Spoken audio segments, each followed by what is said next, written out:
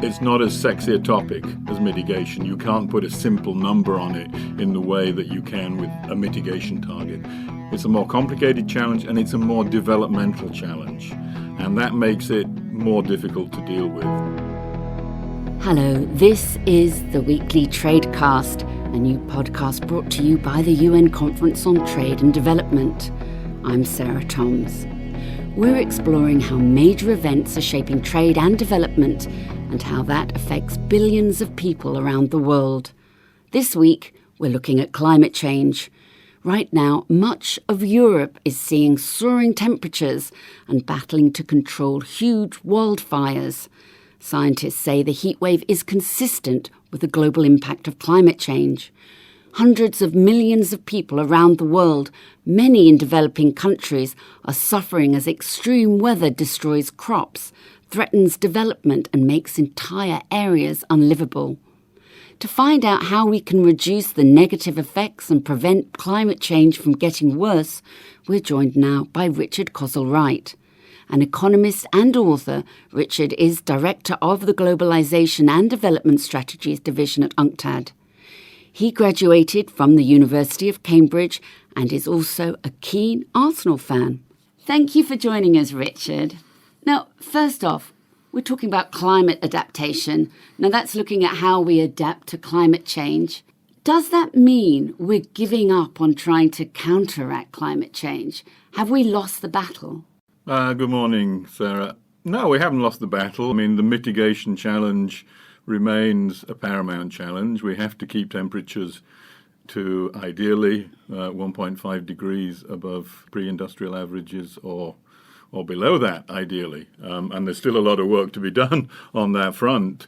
But both mitigation and adaptation were part of the Paris Agreement, and they have to be seen in many respects as going together, because the more we mitigate effectively, the less the adaptation becomes a demanding policy challenge.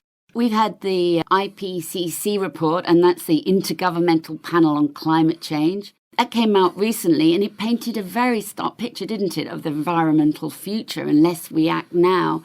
What would you say is the most important thing that everyone should know about these challenges? The mitigation challenge is a simple one. We have to cut down carbon emissions very significantly, and we've been failing to do that. What we don't understand so much is the adaptation challenge, because it's been neglected. It's not as sexy a topic as mitigation. You can't put a simple number on it in the way that you can with a mitigation target. It's a more complicated challenge and it's a more developmental challenge. And that makes it more difficult to deal with. I think we need to put it firmly onto the agenda in Sharm el-Sheikh at the next COP in November of this year, and there's a real push to do so. The Egyptian hosts have made it a major focus of their concerns for the COP. The only way to deal with adaptation is through the right kinds of investments. They are expensive. The private sector will not probably fund adaptation. We need a different approach to adaptation than we've had for the last 10, 20 years. Well, you mentioned the COP, which is, of course, the next UN climate change conference in Egypt that's coming up later this year. What are you hoping to achieve? If we reel back a little bit and look at Glasgow, which was the previous COP, which at least kept the momentum going. It didn't really come up with very much that was new. On adaptation, there was a promise in doubling the funds. So it's estimated that around $25 billion is currently channeled into adaptation investments. The commitment is to double that by 2025.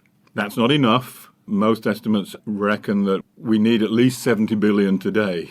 And by 2030, estimates are in the hundreds of billions of dollars in terms of the resources that are needed. So there's going to have to be a commitment to scaling up financing for the adaptation challenge in Egypt. Developing countries are already being hit, and we've seen that with floods and with droughts and with extreme weather events that are seriously damaging many developing countries, and they feel that they need to be compensated for that damage because they didn't cause it. What are your main concerns? The longer we make promises without real commitments, the greater the challenge becomes, particularly for developing countries. So infrastructure is very vulnerable to these kinds of shocks. So investing in climate-resilient infrastructure is critical in all of these countries.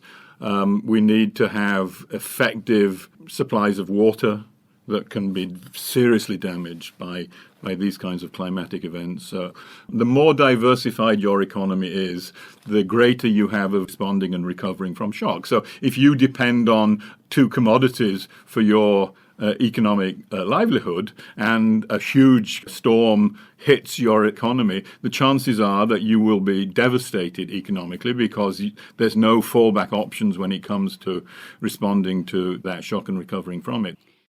Thank you to Richard Kozul-Wright from UNCTAD for being our guest this week.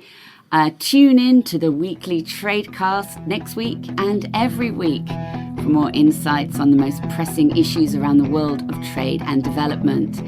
And there's even more on our website, unctad.org. I'm Sarah Thoms in Geneva. Goodbye for now.